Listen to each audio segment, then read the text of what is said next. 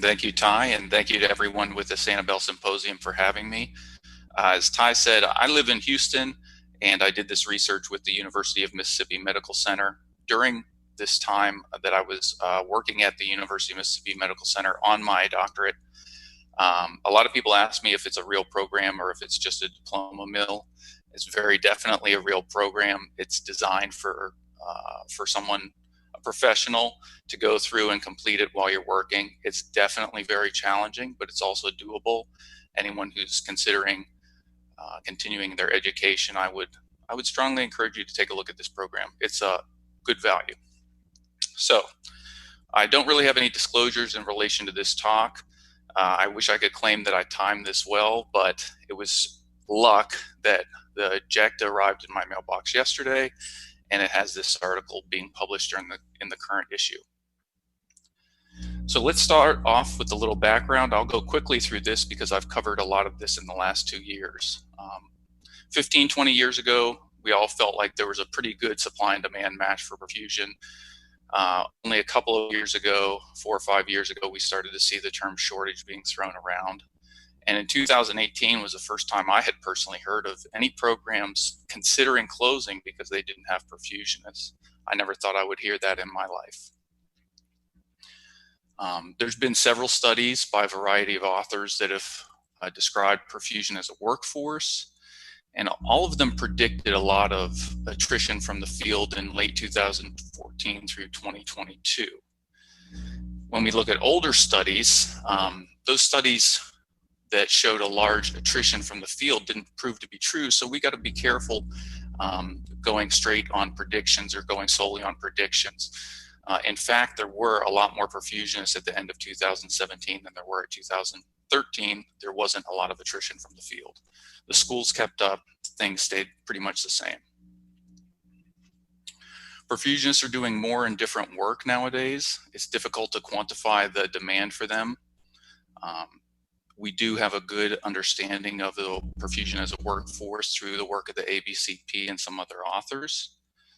But when we look at a review of the literature, we don't have a good understanding of the balance between supply and demand. That's never been investigated. So it would be great to have a timely understanding of both of these and how they meet in the middle. So to develop this research project, we had to come up with a statement of the problem. Clearly, current market signals, I think everyone would agree, point to a shortage of perfusionists, but we don't have much data. The Bureau of Labor Statistics does not track perfusionists, and there's obviously a very small number of perfusionists, so even minimal changes can really strongly impact supply and can impact the balance between supply and demand. So our purpose was to provide a baseline understanding of what these balances or imbalances might be, and understand the perceptions of perfusionists regarding vacancy and turnover, and what might be causing the vacancy and turnover.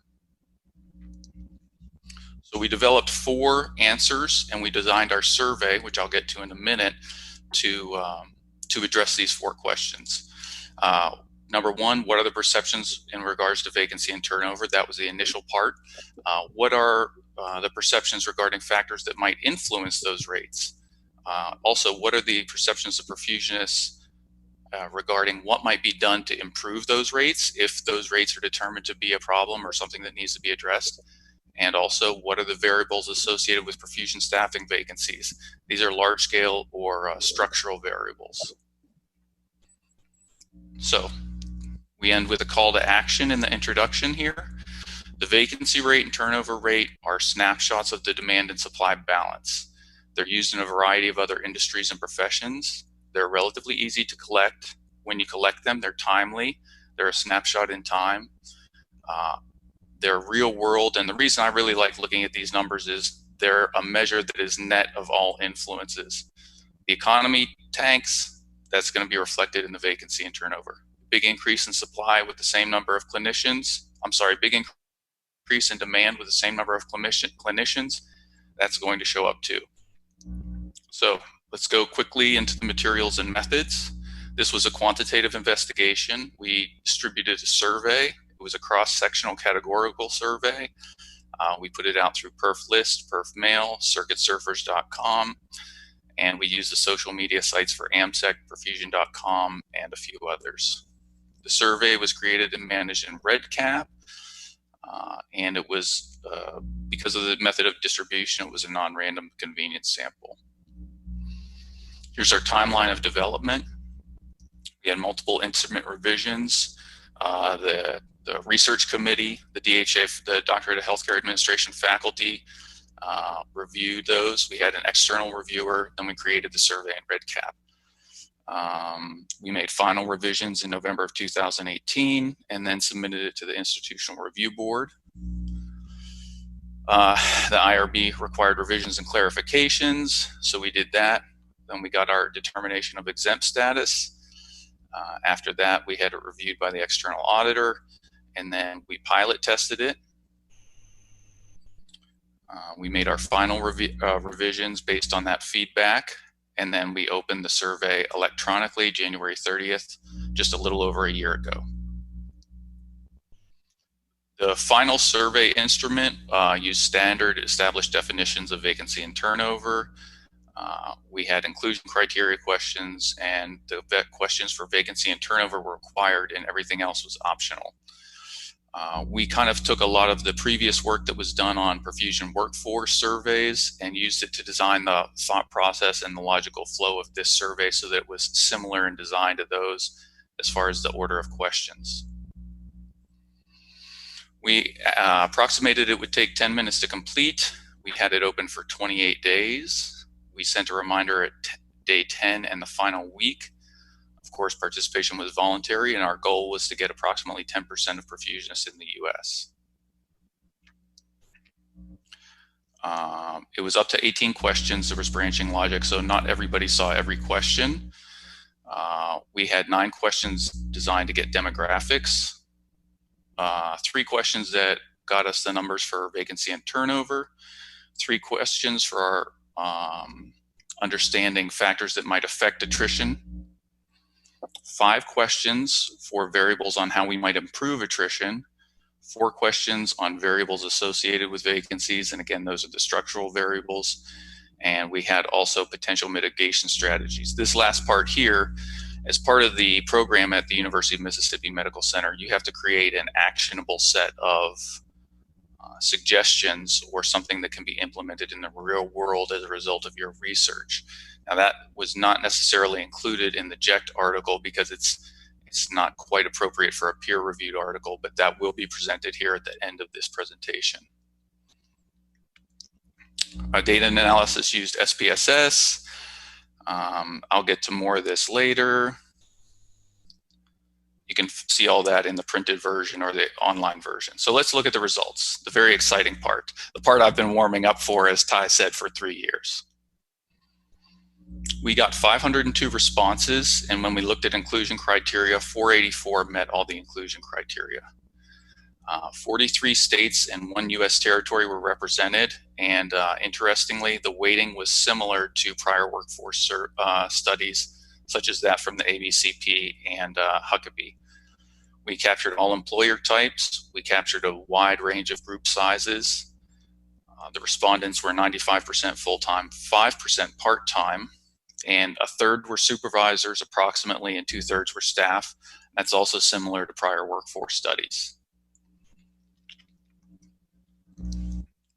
Here's our employer type distribution. You can see the vast majority of our respondents were hospital or academic community employed.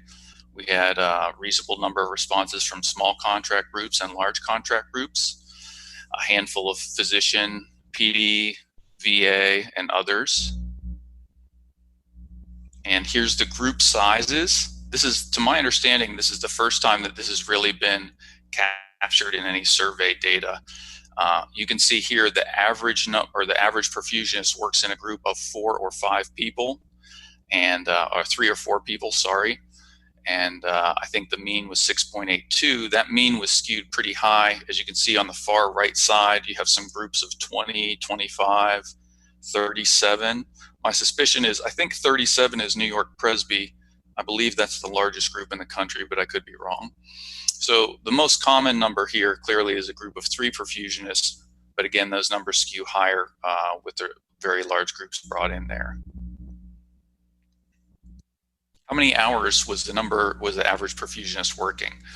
The average perfusionist was reported to work 35 to 40 hours, and we also broke that down to staff versus supervisor, and these numbers here helped us to have confidence in the results of this survey because these make sense. You've got the higher average number of hours worked for the supervisor. You can see that large bump in the number of supervisors reporting to work 45 to 60 hours. I'm sorry, 46 to 50 hours. Salary range. Everybody always wants to know this. To avoid problems with reporting numbers, we grouped the responses in categories of $10,000. So here's the salary ranges for all respondents. And here's the salary ranges for staff versus supervisor.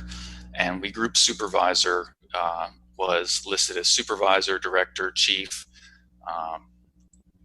There were several terms that were grouped into the supervisor category. And again, you can see these numbers seem to make sense. There's an upward, right-sided shift for the salary range for supervisors. So having established the demographics of our respondents, we go to research question 1. What are the perceptions of perfusionists in the US regarding the vacancy and turnover rates? These questions were pretty easy to answer. For vacancy rate, we had 24 respondents that were omitted because they reported a vacancy rate greater than 100%. Of course, that's not possible. Almost all of these were group sizes of 1. So my suspicion is somebody misunderstood the question. It was a group of 2 and they put a group of 1 and then put that they had 1 vacancy. In the end, we had 454 responses included. The range of vacancy reported was 0 to 86%. And the average was 12.3%. Standard deviation here. When you look at perfusion groups as a whole across the country, for the respondents that we got, 48% of the groups reported no current vacancies. And this number here, or these numbers here, I put up as a reference. When you look at nurses, I think everybody's fairly familiar with nurses and nursing shortages. Vacancy rates for nurses are categorized as low, medium, and high. And the high category is greater than 11.1%. When hospitals have vacancy rates, or when areas have vacancy rates greater than 11.1% for nurses, they report things like lower quality of care, decreased ability to do procedures or handle patient throughput. So if our numbers are correct and the vacancy rate nationwide for perfusionists is 12.3%, if we were another healthcare profession, we would obviously be categorized in the very highest strata of vacancy rate. Let's look at the turnover. The turnover is different from the vacancy rate in that it's the number of positions that you've had filled, emptied, and filled over the last 12-month period. Again, we had 24 answers omitted for a turnover rate that was greater than 100% or 99%. Almost all of these were the exact same that were omitted for the prior answer. Technically, a turnover rate of 100% is possible, but we just suspected that these people, again, these 24 answers were mistaken. We had a similar range. We had a higher average turnover rate, which is consistent with literature from other professions. Standard deviation was similar. And again, 41% of groups reported 0 turnover during the prior 12 months. I wish that I would, and maybe in the future I will, go back and look at if these are almost the exact same groups that had no current vacancies. So it would be quite impressive to identify that almost half of perfusion groups had no current vacancies and no vacancies during the prior 12 months in our current environment. When we look at the turnover rate, the rate that we see here for perfusionists is lower than what we see in healthcare in general. And it's especially lower when you consider that we have a higher vacancy rate. So what that tends to indicate is that perfusionists are a little bit more sticky, and they are less likely to move from job to job, even though there might be good vacancies or might be vacancies and good opportunities out there. So research question 2, what do perfusionists perceive regarding what is affecting the attrition rates in our profession? So why are there vacancies out there? What's going on? I think a lot of the predictions say it's because people are retiring. But when we look at the answers that our respondents have given, we find something very surprising. Additional workload was actually significantly more frequently picked than the retirement of a clinician. We also do have perfusionists going to part-time, and maybe some perfusion groups have added a position because of the change in staffing model. A lot of places since the AMSEC standards and guidelines have suggested N+1 have created openings to attempt to maintain that level of staffing. What else is affecting the vacancy rates? So for those people, I'm going to go back one. For those that answered that they had a vacancy because of additional workload, those people who answered that question, and only those people, saw this question here. And it says, you're saying that you have increased workload. What is the reason for that increased workload? And the majority of, almost all of the respondents answered that they either had more traditional cardiopulmonary bypass cases or more ECMO. Despite all of us cleaning heater coolers a lot more these days, very few people, they said they had more administrative duties. So this was quite revealing to me. I didn't anticipate this. So we'll move on to research question 3. What are the perceptions of perfusionists regarding what could be done to improve attrition rates in our profession?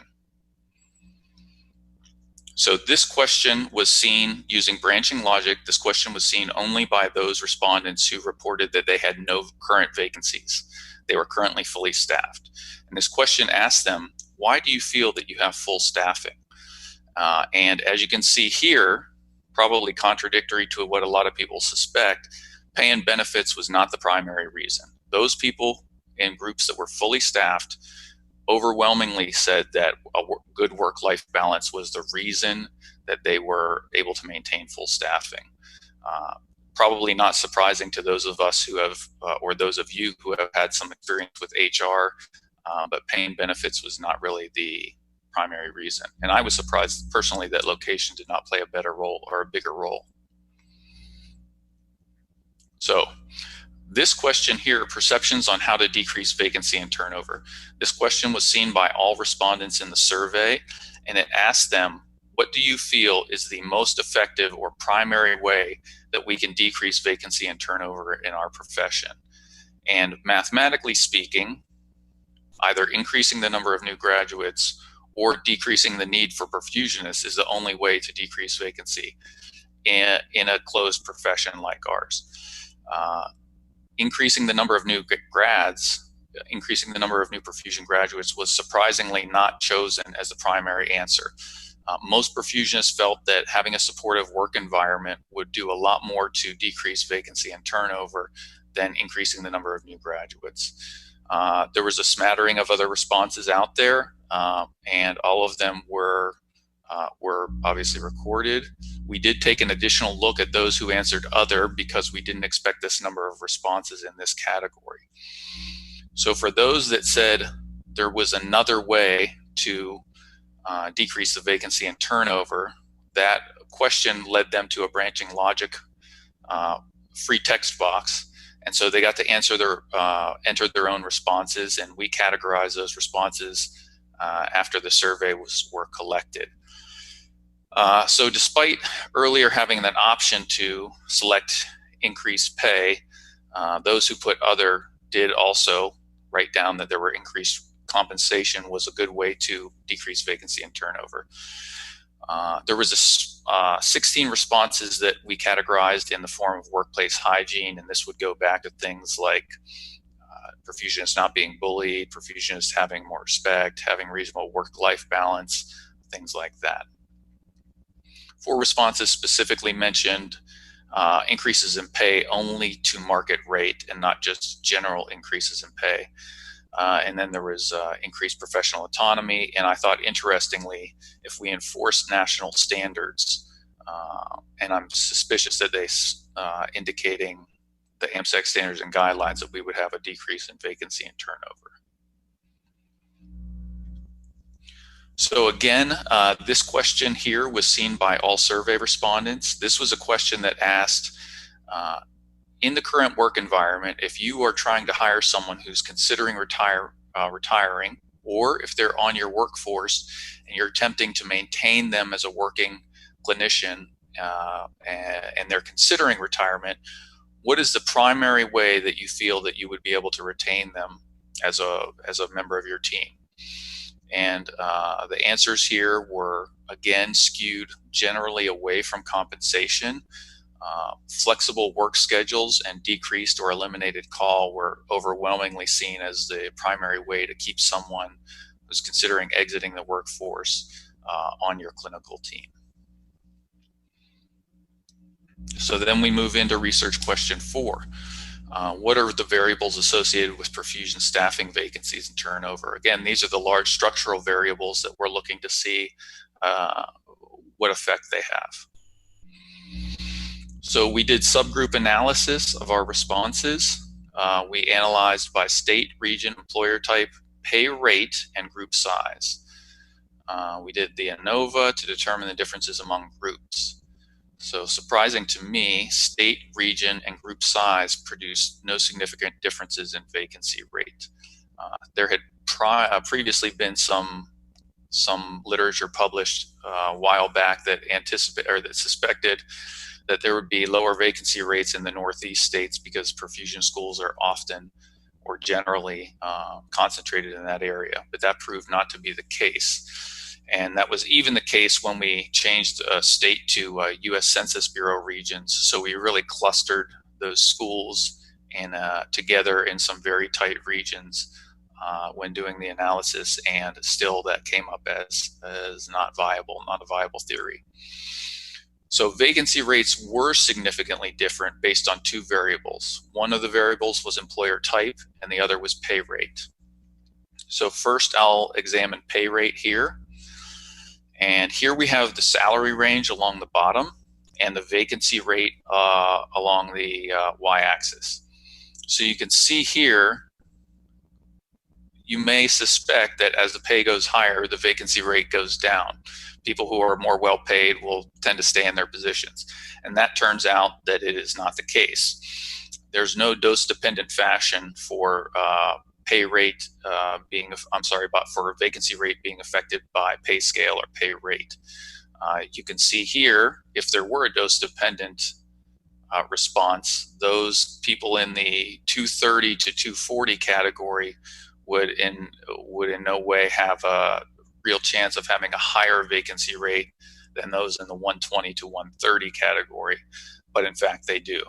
So for our sample, those in the 230 to 240 pay rate had a vacancy rate over 30% in their group. So somewhat surprising. Now for employer type, there were also significantly statistically significant differences between the vacancy rates and for employer type. Large contract groups had slightly higher but statistically significant vacancy rates when compared to small contract groups, hospital employed perfusionists, and and pediatric groups. There were no differences between the other groups. PD groups had statistically lower vacancy than, as I said, the large contract groups and those perfusionists who identified themselves as being in the other category. So probably not surprising to anyone there. So let's go on to the final part, the real world application. What are some strategies for mitigation? We had 4 questions toward the end of the survey that helped us to develop an understanding of how perfusionists might behave in the future if vacancy rates were to go up from today's current already high rate, if the perfusionists were unable to attain staffing for an extended period of time, and what if they were attempting to hire or retain someone considering retirement. So this question here was the first question in this category that they saw. And this asked, if you cannot hire a perfusionist and you are short people, what is the first strategy you are going to use to help to compensate for that situation? And This again was another answer that surprised me. Most perfusionists, or the largest number of perfusionists, indicated they would either hire or expand the use of perfusion assistants, and I thought that was very interesting. Unfortunately, the second most popular answer was that they would delay or cancel surgery. And there was also that was the third most popular answer. There was also a surprising number of perfusionists who answered other. And so again, when we see that high number in an undefined category, we had branching logic to a free text answer box, and we categorized the answers that we received there. So the second most common answer for the first strategy perfusionists would adapt, take on to mitigate the situation, is that they would hire temporary staff. Then they suggested they would increase compensation to help to mitigate the problem. Some of them just answered that they would work more, and others specifically elucidated that they would have gap incentives. So not necessarily a permanent increase in compensation, but only one where maybe the perfusionists received gap pay during the times that they were short. So again, we're going back to this same question. We also wanted to investigate the concept of perfusionists handing off responsibilities. So although this wasn't one of the top 3 most popular answers, we did have branching logic in the survey that got us a little more granular detail on those who said they would hand off their responsibilities. So for those that said they would hand off responsibilities to help to adapt to the situation, primarily they said that they would hand off ECMO, and then secondarily autotransfusion. This seems to jive with what we saw earlier, where perfusionists were reporting a large increase in their ECMO workload. Some perfusionists also reported they would hand off ventricular assist device and balloon pump monitoring. I think we heard about that just earlier in our talk, or earlier in today's session. And so those were some of the strategies that perfusionists said they would use to mitigate the situation. So let's look at a summary of our data, of our results. The cohort was large and diverse. It mirrored multiple prior perfusion workforce surveys. For research question 1, the vacancy and turnover rate, the vacancy rate at the point in time when the data was captured was 12.3%, and generally compared to other healthcare professions, that's very high. Turnover rate is 14.7%, not quite so high when compared to the vacancy rate, but it maybe does leave room that the turnover rate could go up higher. That's probably a lagging indicator. Research question 2, what are some factors that are affecting attrition rate? Surprisingly, the majority of vacancies have been created by an increase in workload. That workload is bypass cases and ECMO. Workforce retirement, despite prior predictions of it being a massive impact, as per the date of this survey, was a secondary cause of the vacancies. Our research question 3, what would perfusionists do to improve the attrition rates? Non-monetary issues were perceived as the most desirable option to improve the attrition rates. Somewhat shockingly to me, and hopefully a concern for all of us, is that hosting students as a clinical site was the least, not just unpopular, it was the least popular option to help alleviate staffing issues. And I think that that points to some work we have to do overall as a profession.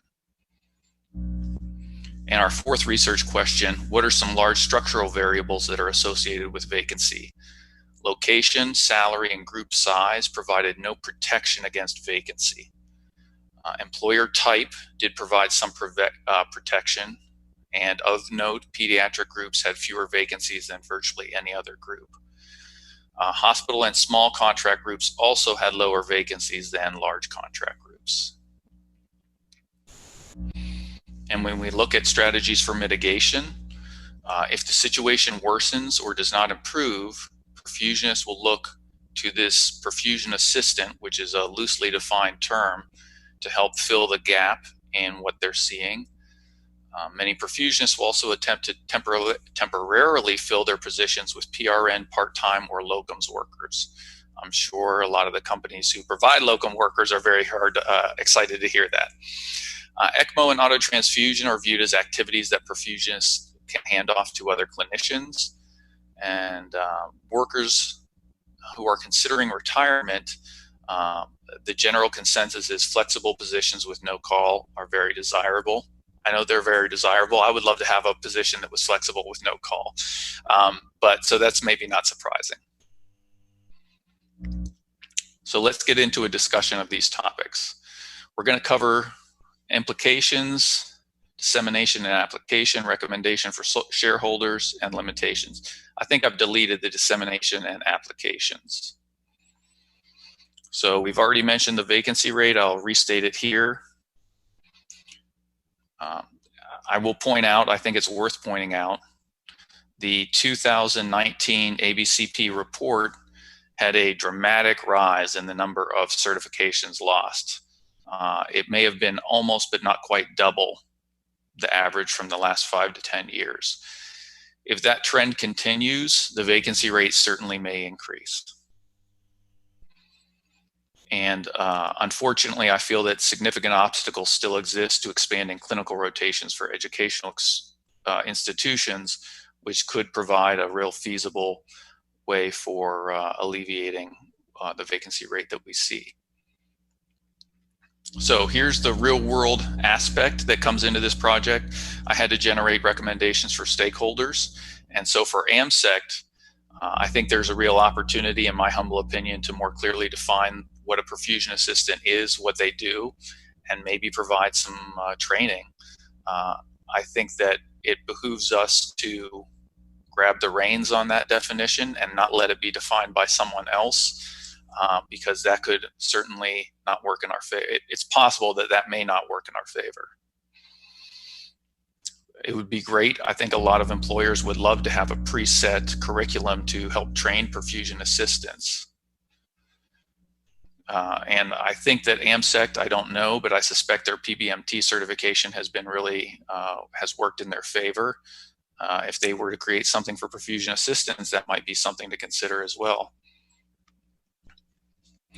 And ELSA's really taken the ball for ECMO, but it's possible AMSECT might want to consider developing curriculum for training RNs and RRTs for autotransfusion, VAD, and balloon pump monitoring. As perfusionists, essentially, in their answers to this survey, were asking for that type of curriculum. I think AMSECT, along with other stakeholders, would be well served by supporting an annual vacancy and turnover survey. If we did a small survey annually using the right type of distribution, we could have a really statistically appropriate and timely snapshot of where the market is, and not have to make guesses on things that would lag 2 to 3 or more years in the past. So let's take a look at perfusion schools. I think that understanding that hosting a clinical site is not commonly thought of amongst perfusionists, and increasing the number of perfusion graduates is not a commonly selected solution to the vacancy rate that we see. Clearly, mathematically, it's one of, if not the only solution, but the average perfusionist who answered this survey didn't really see it as such.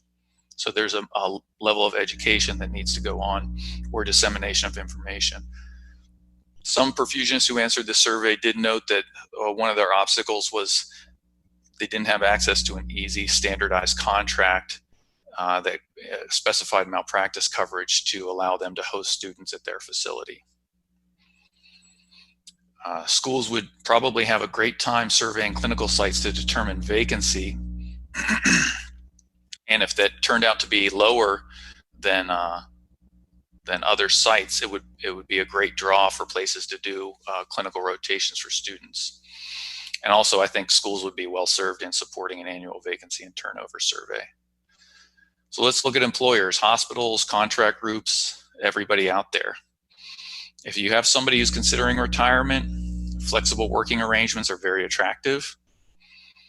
And as you look at perfusion groups that are fully staffed, they generally attribute that status to a good work-life balance and a supportive work environment. Of course, pay rates need to remain competitive, and when you have vacancies, you may find that you're needing those pay rates to attract applicants, but higher rates are not correlated with lower vacancy. The American Board, they are uniquely positioned to connect every year with each perfusionist. And they've already undertaken large workforce surveys in the past as part of their mission. So I would humbly suggest they consider an annual randomized survey during recertification that would help us to assess vacancy and turnover. If they did this in this fashion, a randomized survey, they could probably get a statistically representative set of responses from somewhere between 80 and 125 perfusionists. So it wouldn't have to be everybody that they hit every year. This survey would help meet the needs of both the profession and the patients who rely on them. I don't think anyone is well served by having a drastic shortage of perfusionists. And if you were to look at the large picture, probably patients are not well served by having the profession awash in clinicians who don't have work to do. So in general, this study had some limitations and delimitations. Based on the design, the results are not generalizable, statistically speaking. You have to look at the survey results, the demographics of the respondents, and determine if you think that this can apply to the population of perfusionists in general. Statistically speaking, there's no way to extrapolate that because of the model that we've adopted. Some questions had no perfusion-specific references to establish answer choices, so we had to pull responses from other healthcare professions. Texas, which is my home state, was overrepresented, so certainly, although the distribution of responses was generally representative of the ABCP data regarding occupation locations for perfusionists, Texas was overrepresented. We can say the analyses generated hold true for the population of participants. So these responses are valid for the people who took the survey. The statistical relationships are valid, but you can't extrapolate it to the population as a whole statistically. What might be done in the future? Of course, the gold star that I would hold out there is that annual vacancy and turnover survey using a single stage random sampling, hopefully hosted by the ABCP. What we might want to look at correlating vacancy rates with subjective perceptions of shortage, strain, and stress. This is what nursing has done, and that's how they show what kind of clinical results or strain, psychological strain is going on amongst the nurses at a certain vacancy rate. Again, vacancy and turnover for facilities that host students. And why were vacancy rates different among employer types? When I first started getting the results in here, I thought one thing, and then my recent experiences of the last couple of years working with comprehensive care services, I think has opened my eyes that maybe they're not structural differences so much as some of these locations with high vacancy rates are giving up and joining with larger groups in an effort to help them alleviate those vacancies. And then those vacancies that were part of the small perfusion groups are essentially statistically moving into the large perfusion group category. So certainly there were a lot of references to go along with this work, and I will scroll through those. I do want to put a special thanks on this last slide. I forgot the last time I was talking about this topic. The University of Mississippi Medical Center, the Doctorate of Healthcare Administration program, is housed in the School of Health-Related Professions. I've always had a great time every time I go to campus. The entire faculty and staff at this program is fantastic. Dr. Amber Arnold chaired my research committee, and I really appreciate her help. Dr. Angela Burrell, I'm not 100% sure what her official title is, but she certainly appears to have the reins of that program and does a great job of keeping everyone, keeping myself especially accountable to doing great work. But again, I want to thank the Sanibel Symposium committee members. And with that, I am ready to open it up for any questions or comments.